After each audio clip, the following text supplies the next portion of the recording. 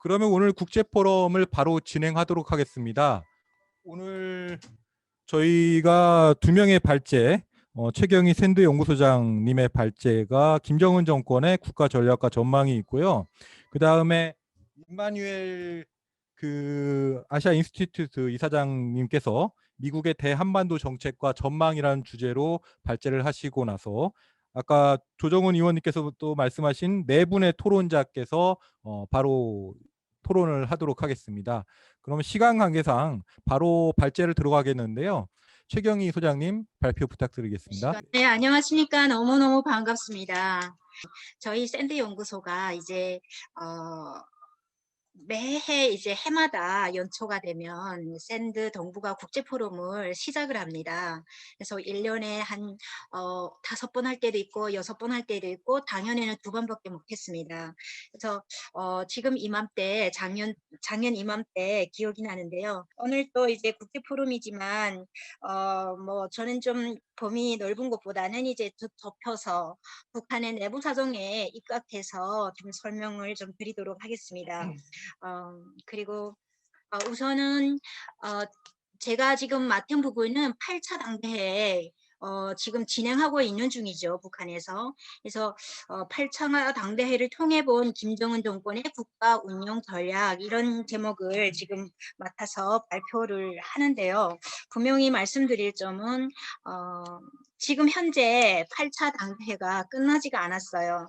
그래서 지금 현재 진행하고 있는 진행 과정이기 때문에 결과적인 분석에는 어떤 한계가 있을 수 있다는 점 좀 말씀드리겠습니다. 하지만 기본적으로 그동안 진행해왔던 그런 과거의 패턴을 좀 보면서 미래를 예측할 수 있지 않을까 이런 생각을 좀 하면서 오늘 발표를 시작하겠습니다.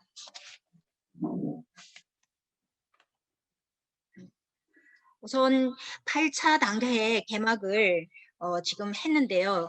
사실 작년에 이제 8차 당대회를 하겠다고 하고 저희가 작년 1월 17일 그 동북아 포럼을 할 때 지금 저기 어느 국가기관의 연구원장님께서 이제 8차 당대회는 어렵다. 인민생활 향상이 되지 않았기 때문에 8차 당대회 열기 어렵다. 이런 말씀하셨어요. 그 일본의 이즈미 하지메 교수님께서 발표하시면서 내년도는 8차 당대회 할 것이다. 이런 얘기를 했는데 그에 대한 반론을 하셨죠. 그런데 진짜 8차 당대회를 하겠다고 했습니다. 그러니까 우리가 보고 있는 이런 것도 이제 많이 좀 이렇게 뭐라고 할까 과거에 이제 그 기성적인 생각에 이제 아직은 많이 잡혀 있지 않나 이렇게 생각을 해봅니다. 그래서 8차 당대회는 원래 1차부터 6차까지의 당대회는 인민생활이 향상됐을 때 가장 자신감이 있을 때 이렇게 열리는 걸로 이제 우리가 모두 인식해 왔는데 사실 현재 7차 당대회부터의 의미는 당대회 의미가 달라진 것 같아요. 왜냐하면 우선은 냉전 시기에 있었던 당대회의 환경은 국제적으로 연대할 수 있는 형제당들이 굉장히 많았습니다. 공산당들이. 그리고 이제 냉전이 종결되면서 그 당들이 다 해체되거나 정말 그 국가들이 없어졌어요. 그래서 바뀌고 뭐 하다 보니까 북한은 공유할 수 있는 형제당들이 없고 그리고 중요한 거는 중국과 같은 이런 당들이 있지만 중국과 베트남, 도이모이를 지금 실시하고 있고 중국 개혁 개방을 하고 있습니다. 이렇기 때문에 그걸 집권하고 있는 집권당의 성격이 많이 바뀌었어요. 하다 보니까 북한은 예전과 같이 대외 환경과 이제 인민 생활이 항상 돼야만 당대회 하는 것이 아니라 지금 자기 페이스의 북한식 당대회를 실시할 수밖에 없는 것으로 보여집니다. 그래서 좀 당의 위치와 성격이 조금씩 변화되고 있는 점에 우리는 주목해야 되지 않을까 그렇게 생각합니다. 자, 8차 당대회 참석 동원이 굉장히 많이 증가했어요. 7차 당대회 때는 3,667명이 참가했는데 대표자가 이번에는 5,000명이나 됐고요. 그리고 또 이제 2,000명 당첨과 그다음에 이제 또 이제 7차 당대에서는 1,387명이 방청이었는데 굉장히 많이 늘렸습니다. 그래서 모두 해서 이번에 이제 그 당대 참석자 수는 7,000명이고요. 그리고 그 7차 당대회 때는 5,054명이었습니다. 그래서 또 그 사실 우리가 과거에 뭐 최근까지도 관찰해 봤듯이 김정은 주변에는 여성 그 활동가들이 지금 많이 등장을 했어요. 김여정과 그리고 또 최선희와 또 현성월 같은 여성 권력 주변에 굉장히 여성들이 많이 진입해 있는데 이런 것들을 반영하듯이 이제 여성 대표자가 이번에 뭐 501명 으로 돼 있고요. 물론 이제 전체 그 참석자 수에서 뭐 10%를 선정하는 것으로 알고 있습니다만은 그리고 과거에 이제 7차 당대회 때는 여성 대표자가 315명이었습니다. 그래서 굉장히 큰 규모로 우리 국제사회랑 그다음에 한국도 우려하는 이런 우려 뭐 코로나 때문에 굉장히 우려하고 있는데 이런 부분들을 불식시키려고 하는 이런 그런 규모가 아닌가 싶습니다. 그리고 이제 다른 이제 7차 당대회와 어떤 그 준비 과정에서 차이점은 8차 당대회는 중앙기관과 각 도당에서 추천한 대표들로 구성됐습니다. 근데 7차 당대회 때는 지방과 말단, 기층 조직에서 이렇게 세포까지도 이렇게 추천하는 이런 방식이었지만은 이번에는 지극히 윗선에서 이렇게 많은 인원을 충원해서 참가시켰다. 이러니까 이제 그 이유에 대해서 좀 분석해 본다면 코로나와 관련해서 정말 걱정 안 해도 된다. 코로나 뭐 영명이다. 뭐 이런 것과 관련해서 이제 보여주고자 하는 과시욕이 있었지 않았나 이렇게 생각을 해봅니다. 자, 집행부의 구성으로서는 그 우선은 그 구성을 봤을 때 거의 뭐 실적 위주, 그 다음에 이제 실무 위주의 구성으로 이렇게 진행됐고요. 그리고 두 번째는 이제 일할 수 있는 세대, 젊은 세대로 교체가 됐습니다. 그래서 원래 이제 39명인데 거기서 이제 10명은 7차 당대회부터 8차 당대까지 지속돼 있고 그다음에 그 29명 정도는 이제 교체가 됐어요. 근데 지난번에는 사실 이제 뭐 오국열이라든가 여러 이제 그 나이 많으면서 활동을 거의 안 하는 사람들도 있었는데 이번에는 거의 활동할 수 있는 정말 일할 수 있는 젊은 세대로 이렇게 충원했다. 이런 점에서 조금 다른 것 같고 뭐 완벽히 이제 김정은의 이렇게 과거 세력보다는 김정은의 세력 사람으로 채워지는 거 아닌가. 그리고 이제 실무자들 위주로 이렇게 구성이 되었다는 점을 봤습니다. 자, 당대 소집 과정으로서는 그 2020년 8월 19일에 전원회에서 이제 그 당대를 소집한다고 선포를 했고요. 근데 여기서 그 8월 28일 당 정무국 회의를 열었는데 여기서 당대회 준비위원회를 만들어냈어요.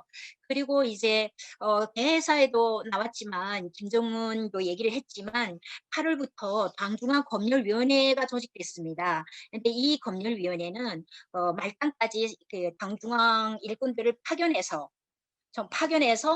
실질적인 현지 요해를 보고서로 작성해서 올려보내고 그걸 종합하고 민심을 읽을 수 있는 이런 작업을 했던 것 같습니다.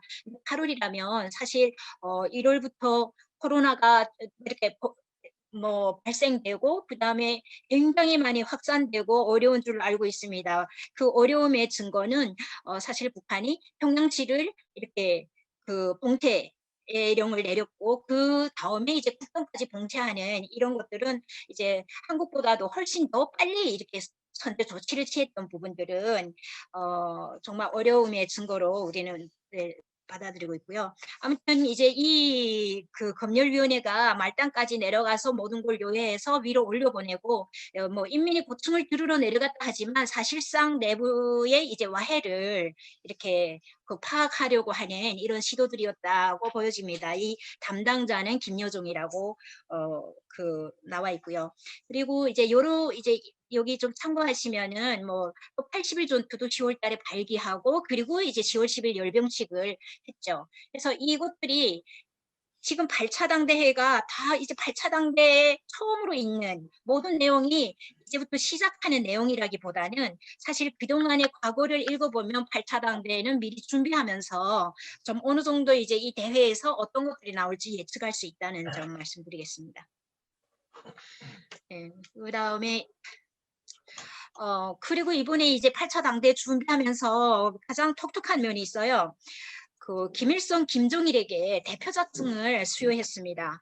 근데 이제 이 김일성, 김정일이 사망한 지가 오래됐고 그동안은 좀 이제 김정은의 정치 행보를 보면 독자적으로 독립하려는 시도들 굉장히 많이 했는데 이제는 이제 그 나라의 그 국가 내부의 삼중고를 겪으면서 굉장히 삼중고라는 게 이제 경제적 어려움과 그리고 코로나 확산과 또 태풍, 마이삭, 하이선 이런 그 태풍들이 9월 달에 일주일 사이에 2번씩이나 휩쓸고 지나가서 엄청 피해가 컸습니다. 그래서 그런 심각성 이런 것들 속에서 이제 북한 사회가 너무 이제 흔들리고 있는 이런 상태라고 보여집니다. 왜냐하면 김정은에게 이제 책임을 묻거나 불만이 좀 증가되거나 좀 이런 상황들이 열릴 수 있는데 이럴 때 사실 김일성, 김정일을 이제 다시 등장시켜서 당 대표자들과 어깨 나란히 그러니까 거기에 구속 이렇게 김일성, 김정일과 함께하는 나라 예, 이런 이미지를 좀 이렇게 심어주려고 하는 시도가 아닌가 싶습니다. 그래서 이제 처음으로 이렇게 다른 대표자들과 함께 김정일, 김일성, 김정일도 같이 대표자가 됐다 음, 이렇게 보여지고요. 그리고 이제 당대회 이 당대회에 이제 작년 10월 10일부터의 김정은의 행보나 그다음에 언급이나 모든 걸 이렇게 보면은 당대에서 포커스 맞추는 부분이 김정은과 인민의 관계를 강화하고 그것을 다시 재정립하려는 이런 시도가 그런 것을 과제로 이렇게 생각하고 있다고 보여집니다. 자, 원래 7차 당대회 그러면 이제 과거에 그 5년 동안 어떤 결실이 있었는지 좀 보고 넘어가도록 하겠습니다. 자, 7차 당대회 2016년 5월 6일부터 그 9일까지 진행했는데 하고 5년간에는 이제 여러 가지 이제 업적들도 있었죠. 그래서 이것을 이제 좀 강점과 약점, 기회, 위협으로 좀 나눠서 한번 정리를 해봤는데요. 이제 강점으로는 2016년부터 2017년까지의 요 단계를 굉장히 강점으로 생각하는 것 같아요. 그때는 강점이 지금보다 훨씬 좀 많은 상태인 것 같습니다. 그래서 그동안 5년을 좀 세 부류로 나눌 수가 있어요. 2016년부터 2017년까지 한 단계, 그다음 2018년도 그거는 이제 한 또 다른 국면으로 접근했던 단계, 그다음 2019년부터 2021년까지 또 다른 그 패턴으로 옮겨지는 또 단계 이렇게 볼 수가 있는데요. 첫 단계에서는 1심 단결과 핵능력 확보, 2017년 11월 29일까지 모든 이제 핵 능력을 확보했다 이렇게 얘기하지 않습니까? 그래서 그리고 시장이 많이 활성화됐었어요. 그래서 여러 가지 시장 관련 정책들 만들어내고 아래 단위에 권한을 주는 이런 조직 체제들을 그렇게 움직이기 시작을 했습니다. 그리고 2018년 들어서면은 1월 1일 신년사에서 평창 올림픽 성공을 기원하면서 이제 남북 간에 이제 같이 협력할 때 대해서 김정은이 언급을 하고 그 이후부터는 굉장히 많이 이제 김여정도 와서 평창 올림픽에 참가하고 뭐 그랬죠. 그리고 이제 북미 그 저기 회담을 허락을 하고 또 남북 정상회담 그러다 보니까 중국이 또 이렇게 받아들여서 중국과 또 정상회담이 있었고 이러면서 사실상 그 2018년에는 그 한국의 지원으로 시작했던 이런 정상회담이 결국은 이제 미국과 중국과 베트남과 싱가포르 물론 이제 러시아는 2019년에 했지만은 그 전 단계에 이제 모든 정상회담이 있었기 때문에 러시아 정상회담도 실현됐다고 볼 수가 있겠습니다. 그래서 2018년은 김정은이 국제 무대에 등장하고 우뚝 올라섰던 이런 연도라고 이제 북한은 생각하면서 이제 그 위대성을 굉장히 얘기 많이 하거든요. 그래서 강점이라고 인식하는 것 같습니다. 특히 이제 남북 관계가 굉장히 많이 움직이면서 그 좀 기대치를 높였던 시기였습니다. 근데 이런 것들이 이제 약점으로 서는 이제 기본적으로 그 전부터 갖고 왔던 국가경제발전 부재, 그다음에 김정은식 이념이 부재된 거예요. 김정은은 자신의 사상이 없습니다. 그래서 이제 김일성 김정일주의를 선포하고, 그리고 사상이 없기 때문에 그것을 다른 이제 뭐 어떤 정책을 도입하더라도 굉장히 자기식으로 해석하기 굉장히 어려워하는 이런 표현들 보여줬습니다. 그리고 시장화로 이제 사상이 인민들한테는 시장화로 사상이 많이 조화된 상태이고, 그리고 개인주의가 확산되고 있는 이런 상황에서 2019년 정말 기대하고 너무너무 많이 기대하고 갔던 하노이 정상회담에서 트럼프를 만나고 이제 노딜러 끝났던, 그에 대해서 충격을 굉장히 크게 받았던 것이 이제 굉장한 큰 약점이고 교훈이었죠. 그래서 또 이제 그와 관련해서 정말 남한이 이제 나서서 어떻게 됐다 뭐 이러면서 오지랖이라는 얘기를 하듯이 남한에 대한 실망감이 굉장히 높았고 상실감이 컸고, 그리고 2020년 6월에는 결국은 남북 연락사무소 폭파까지 갔습니다. 그래서 그리고 이제 그런 이렇게 어려운 과정에 2019년에는 굉장히 고민이 많고 막 흔들리고, 그리고 이제 4월부터는 사실 자기의 국가 내부적인 상황을 더 이제 강화해야 된다 이쪽으로 가는 과정이었는데, 2000 그런 과정에서 2019년 12월에 전원회의를 했죠. 당중앙위원회 제7기 제5차 전원회, 거기에서 거의 뭐 중장기적 전략과 과제가 다 나왔다고 보여지는데, 새롭게 2020년 1월 1일 신일부터 이제 그 과제를 지침으로 정면 돌파전을 선포합니다. 그랬더니 1월 달에 1월 말부터 이제 코로나 전국에 들어가서 정면 돌파전보다는 어떤 것도 할 수 있는 상황이 아니었어요. 그래서 2020년 한 해는 북한이 굉장히 이제 악몽스러운 한 해였다고 보여집니다. 김정은의 연설에서도 굉장히 많이 표현되죠.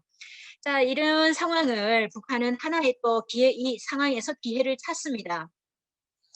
대남 사업을 대적 사업으로 선정하고, 그거는 이제 6월 달에 탈북민 삐라 사건을 그걸 빌미로 북한이 이제 굉장히 반발하면서 나섰는데, 사실상 이거는 명분 찾기에 들어가는 거죠. 그래서 대남 사업을 대적 사업으로 이제 돌리겠다 하는 거는 김여정이 직접 담화문에서 발표를 했습니다. 이거는 이제 새롭게 내부 통제의 명분을 만들었는데, 여기서 중요한 점은 지금 메모를 하지를 않았지만은 북한 내부에서 계급 구조를 변경하는 거예요.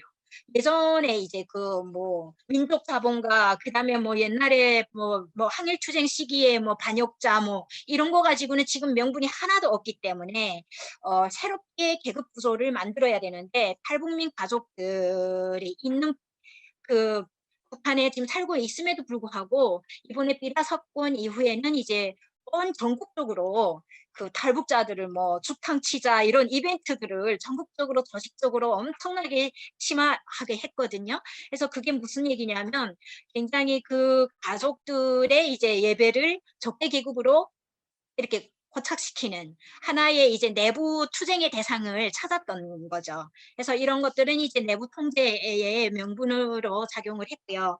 그리고 코로나로 인해서 저 인민의 생명, 그다음에 그 생명과 그 의식에 대한 통제, 장악, 이런 것들이 가능하다고 생각하는 것 같습니다. 그래서 이제 왜냐하면 그 코로나 이제 저기 그 방역을 책임져야 되고, 그걸 이제 그 정권의 하나의 자부심으로 생각하고 있는데 그 제도를, 그런데 아직도 이제 뭐 영명이다, 우리는 하나도 들어오는 게 없다, 이렇게 다 차단돼 있고 이제 다 안에서 이제 뭐 이렇게 관리가 잘 된다, 이런 것들을 자꾸 강조하는 거 보면 굉장히 이것을 이제 통제 장악 기능에 사용하고 있다, 이렇게 말씀드릴 수 있겠습니다.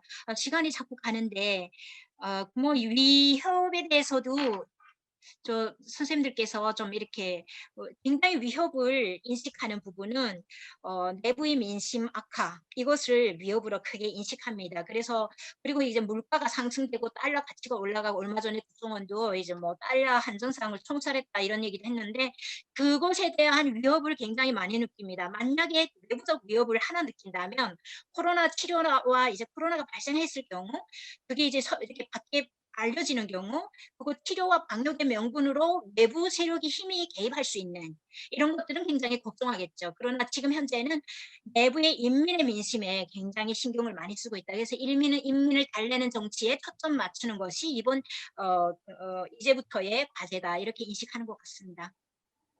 자, 그다음에 이제 뭐 보통국가 제도로서 이제 좀뭐 수송을 하기 시작했던 건 2019년이죠. 김정은 정권에 2기 출범하면서 이제 우리 국가 제일주의 이념으로 내놨고, 그다음에 이제 유례 없이 4월 달에 헌법 수정하고 또 그때 8월 달에 또 헌법을 수정했어요. 뭐 이런 부분들. 그다음에 이제 2019년 1월 달에 백악관 집무실과 같이 연상시키는 이런 이미지 연출하면서 신년사를 했고, 그다음에 계단을 당중앙위원회 청사 계단을 내려오는 것도 우리 그 저기 청와대 그 계단 앞에서 항상 대통령 신년사를 거의 했었는데 그런 것들을 연상시키는 굉장히 친근감을 주기 위한 노력을 했었습니다. 남북 관계를 어느 정도 기대했던 거죠. 근데 그 이후에 굉장히 어려워지 이게 어떻게 이렇게 되지?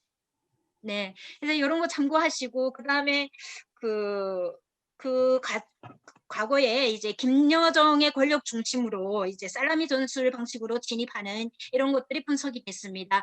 이제 2000년 4월 달에는 이제 그 리성군이 1월 달에 외무상으로 내정이 되더니 4월 달에 김여정하고 같이 정치국 후보위원으로 올랐어요. 그리고 리성군은 20년 12월에 이제 탈락합니다. 후보위원회에서. 그래서 무슨 얘기냐면 저기 세계적으로 그다음 대남에도 굉장히 많이 알려진 이성곤의 한때 서서 그것을 자연스럽게 김여정이 대외 정치에 관여하거나 대남 정책에 관여하는 것들을 앞으로 해야 되는데 이런 것들 등장하는 과정을 굉장히 유연하게 만들고 김여정이 어느 정도 입지가 굳혔을 때 이성곤은 이제 퇴장할 수밖에 없는 이런 구조를 만들었던 것 같습니다. 굉장히 살라미 전술식. 그리고 이제 6월 달에는 이제 연락사무소 남북 공동연락사무소 폭파를 지시하면서 각인시키는 거죠. 김여정을 이제 대내외에 굉장히 역할이 크다고 각인시키고 그리고 또 특징은 이제 그 트럼프에게 담화문을 또 보냅니다. 그리고 또 이제 승타원가요? 그 중국의 당연락부 부장 대외연락부 부장 이 사람이 왔을 때도 단독 접견하듯이 이렇게 했는데 이런 것들 보면은 대외 정책도 관여할 수 있다 이런 것들을 보여주고 있습니다. 시간이 내가 얼마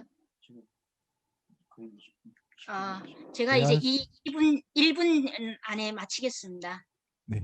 네, 그래서 이제 그 과거의 이런 루트들을 보고 지금 8차 당대회 이후에는 어떤 방식으로 갈 건지 뭐 사실 어렵습니다만은 약간 말씀드리면 일단 김동은의 포지션이 변화됐습니다. 아까 말씀드렸듯이 2019년에 이제 저기 헌법을 개정하고 2020년에는 사실 대의원 선거에서 김정은이 대의원이 안 되고 국가위원장이 됐어. 국무위원회 위원장이 됐습니다. 김정일과 김일성은 대의원이 되고 이제 국가주석과 위원장이 되는데 거기서 빠집니다. 그러면 그건 무슨 얘기냐면 우리나라의 대통령처럼 대통령이 국회의원이 아니고 이제 대통령이지 않습니까? 지금 이런 그 국가 체제에 이제 주목을 하면서 굉장히 김정은의 포지션이 변화되고 있다. 그다음에 얼마 전에 이제 작년에 이제 여러 그 국가 기구들을 변경하면서 인민무력부를 국방청으로 바꾸거나 뭐 여러 가지 국가 기구들을 바꿨습니다. 그래서 그런 것들을 봐도 이제 김정은의 포지션이 변화되는 것은 이제 권위 체계가 굉장히 높아지고 지금 권위 체계가 많이 무너졌다고 본인들은 인지하는 것 같아요. 그래서 그 권위 체계 높이는 데 굉장히 집중하면서 그 분야별 책임은 분담하는 걸로 이렇게 가고 있습니다. 그것에 대해서는 모든 연구자들이 이렇게 분석을 많이 했습니다.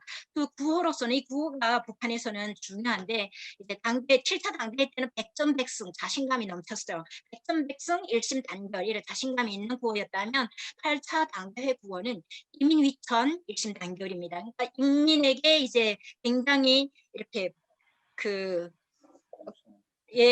인민을 굉장히 좀 공손하게 이렇게 우대하면서, 그리고 또 인민을 위대한 인민이란 말 작년 10월 10일 연설에서 굉장히 많이 했거든요. 그래서 올해는 이제 위대한 인민의, 그러니까 인민의 위대한 영도자라는 것을, 그 위대한 인민의 영도자, 그래서 김정은의 위대성을 높여서 이때까지 위대한 영도자란 말 안 하고 최고 영도자라고 했는데 이제부터는 위대한 영도자로 나간다고 볼 수가 있겠습니다. 이런 것들은 자연스럽게 사람이 생각을 세뇌시키기 때문에 우리가 연구자들은 이런 부분을 좀 주목해 보는 게 중요하다고 생각되고요. 그다음에 변화보다는 유지에 중점을 둔다. 지금 엉망이 돼 있는 이런 상태를 유지에 중점을 둔다고 볼 수가 있습니다. 그것은 이제 여러 가지 사례들이 있지만은 김정은이 8차 당대회에서 인민복이 입고 나왔어요. 일관성 있게 지금 인민복이 나타나는데 그 사실 7차 당대회 때는 양복을 입었거든요. 근데 그 전에 왜 이 옷이 중요하냐면 84년에 김일성이 동유럽 방문 2개월 동안 하고 그리고 와서는 그때부터 양복을 입었습니다. 인민복에서 다 벗어났어요. 그래서 좀 편히 쉬시라 뭐 이런 얘기도 했지만 사실 인민복 벗어나면서 84년 9월에 가병법을 제정했습니다. 그때 좀 이제 개방을 하려고 약간의 이제 시도들이 있었습니다. 그런데 그 이후에 이제 뭐 여러 가지 국제 상황을 보면서 다시 닫아매기 시작했거든요. 그래서 이런 것들은 이제 개방이나 좀 열고 앞으로 나가겠다는 의미가 있었는데 지금은 아예 딱 닫아버린다는 것으로 해석할 수가 있겠고, 그 다음에 이제 미달된 국가 경제 발전 5개년 전략을 이제 경제 계획으로 전환할 가능성도 있습니다. 그래서 그 엄청나게 미달되었다. 경제발전 5개년 전략이 그런 얘기를 했는데 그거는 이제 계획 경제로 5개년 계획으로 아마 전환할 수 있는 이런 명분을 만든 거 아닌가라고 생각되고요. 그리고 뭐 일단은 당 기능은 사실 과거보다 많이 약화되고 있는데 그것을 이제 좁히면서 당 조직을 굉장히 좁히면서 강화하는데 하고 있는 중이고, 그거는 이제 아마도 그렇지만은 한계가 있지 않을까 싶습니다. 대외 정책으로는 거의 이제 코로나 백신 때문에 대외적 관계를 이제 좀 이렇게 접근할 수도 있고 지원을 이렇게 사주려고 지원을 받으려고 노력할 수는 있는데 사실 대남 관계에 대해서는 어느 정도 기대하는지 좀 결과가 나와봐야 정확하게 알 수 있을 것 같습니다. 미국의 이제 신정권을 그 향해서 아마도 지금의 명확한 이제 자신들의 이제 정책 이게 원칙을 던지지는 못하고 이제 1월 20일 그 취임사를 보면서 그다음에 지금 굉장히 미국 국내에도 갈등이 많은데 그런 정리되는 상황을 보면서 서서히 던지는 것 같습니다. 분명한 것은 국내 정치에 좀 더 지금부터는 집중할 것이라는 것은 명확한 것 같습니다. 그래서 이상입니다. 감사합니다. 네, 최경희 소장님 감사합니다. 네, 아직 8차 당대회가 진행 중에 있어가지고 아직 명확한 결과물까지는 아직 보고를 드릴 수 없는 상황인 것 같습니다. 하지만 당대회의 그 개요라던가 또 그러한 약간의 이제 변화, 움직임 혹은 지속적인 측면들을 잘 말씀을 해주시고 마지막에는 역시 대외 관계적인 측면도 말씀하신 것 같습니다. 이따가 토론자 분들께서는요, 북한 내부 문제뿐만 아니라 대외 관계 측면도 각 국가별로 또 있으시니까요. 그런 부분들을 포함해서 토론을 해주시면 감사하겠습니다.